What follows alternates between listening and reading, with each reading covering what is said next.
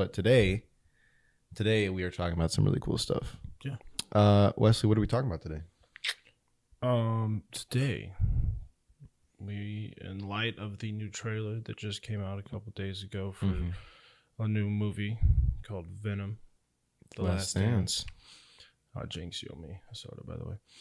We're going to be talking about Venom, going through both of the Venom movies, and then also talking about Sony's Spider-Verse. Yeah. Yes. I didn't read the script, so I don't know what order we're doing it in. Venom trailer first? Yeah, first we're going to talk about Venom 3, what we thought about the trailer, and if we think it's going to be a good movie or not. Yeah, I'm excited. You guys were a little bit more. I'm a little hesitant about it. Yeah. A little hesitant. I thought it looked great. I thought it looked really cool.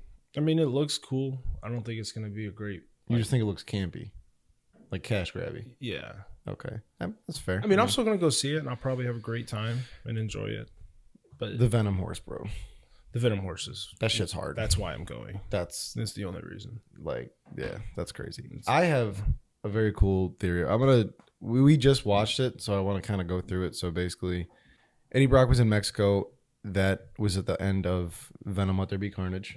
That's where he ended up at with Venom. And then we saw him in No Way Home in the end credit scene. And I always felt like that was a bit of a waste. Kind of left a bad taste in my mouth with that movie, because if you're going to have Venom in the movie, why not have him be in the movie? Yeah. That's kind of what I was thinking. So I have a theory about this trailer, because we see him go through the desert and he's like fighting this like group of people. The guy who played Mordo, Baron Mordo. Yeah. Thank you. The guy who played Baron Mordo is playing the leader of this like task force, I guess, that like look for aliens and symbiotes.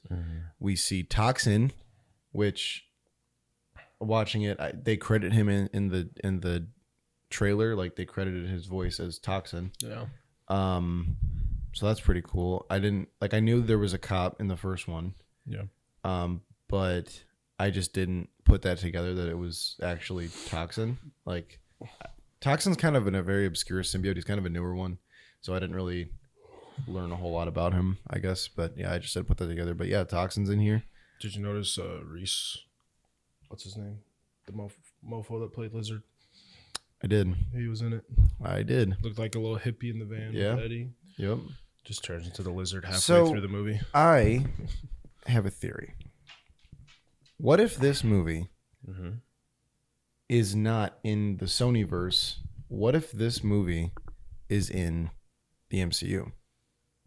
What if this is what happened when Eddie Brock went to the MCU, and the movie ends where the end credits scene of No Way Home ends, like in the bar or whatever? Because we see that same bartender, we see the same bar, and the symbiote piece that was left, what we thought was in the MCU, right? Right. At the end of that, whatever, the Baron Mordo comes up and he like destroys it. Yeah. So what if this whole thing is in the MCU? And this is the story of what happened when Eddie Brock went into the MCU, and this isn't in the Sonyverse. Bro might be cooking. Right? Because that, you know what I'm saying? No, I get what you're saying. Because according to the laws of No Way Home and everything, like, there's a version of every villain and everything in every universe. So, right. There's an Eddie Brock.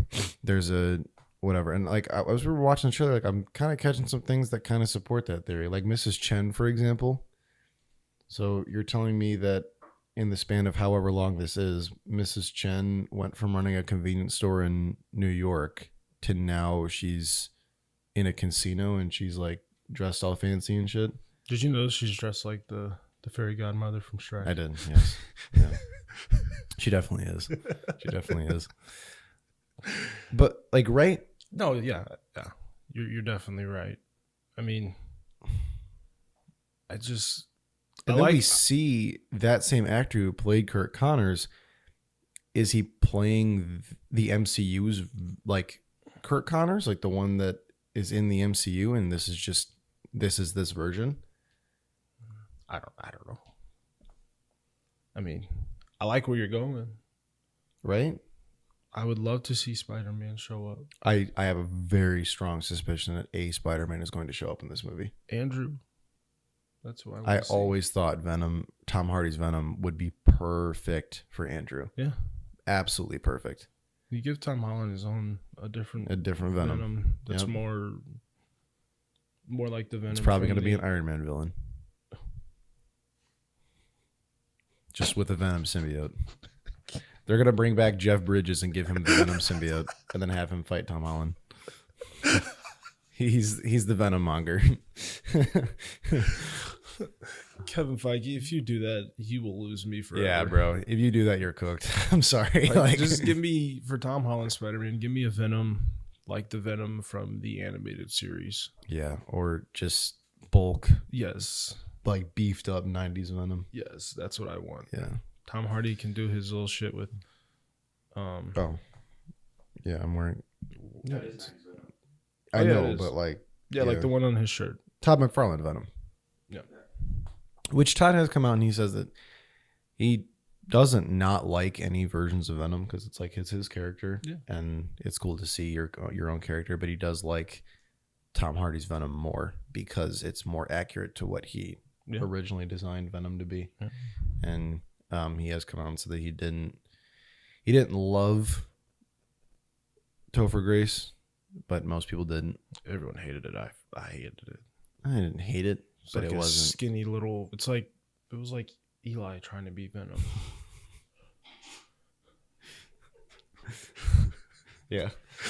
Yeah. We'll throw a picture of Eli on there. Yeah. Anyways. Yeah. But yeah, so I think, and there's another big plot point in this trailer that they're showing is that Venom says his home world has found them. Yeah. And there's some crazy looking aliens. Now, if you know anything about the comics and anything that's been going on recently with Venom has been going through some very big changes recently in the last couple of years, mainly due to incredible writer Tom King. He was the one that wrote the entire King in Black storyline, which is basically what Spider-Man 2 took from the most with Venom. The game, not the movie. Oh, when he gets the wings, bro. Yes, that was so and sick. that's King in Black. Yeah.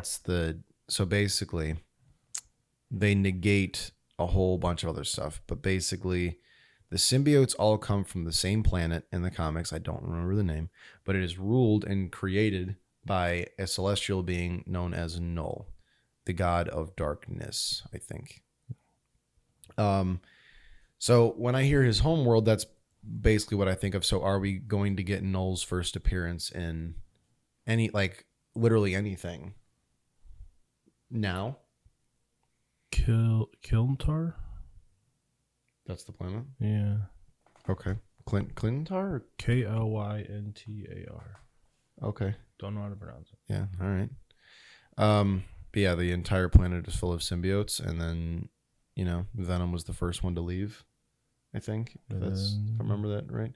And pretty then sure, yeah. Venom created on Earth was the one that created more symbiotes.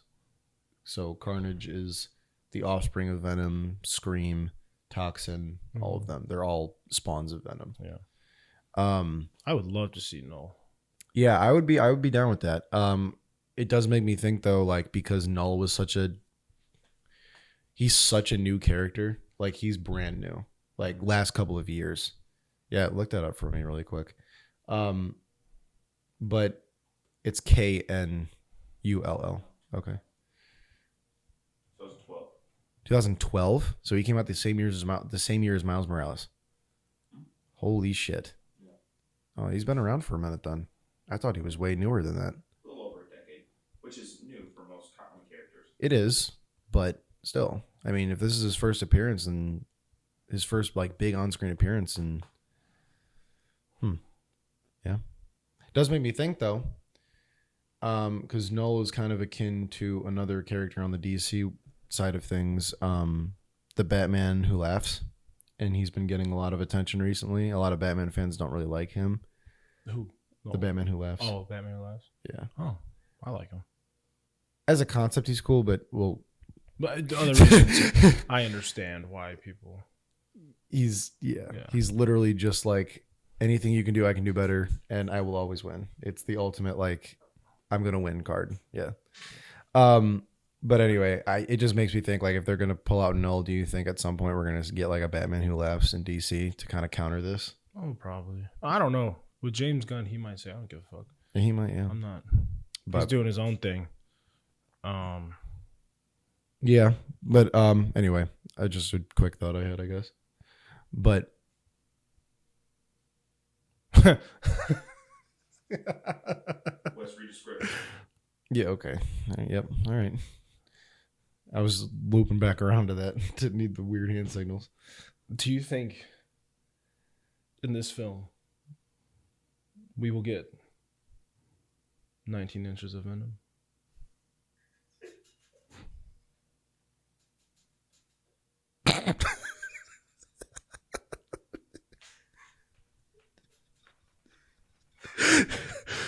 Before we started, because he didn't write the script last night, bro said, "Let me cook up a script in 5 minutes." And this is what he came up with. 19 inches of Venom.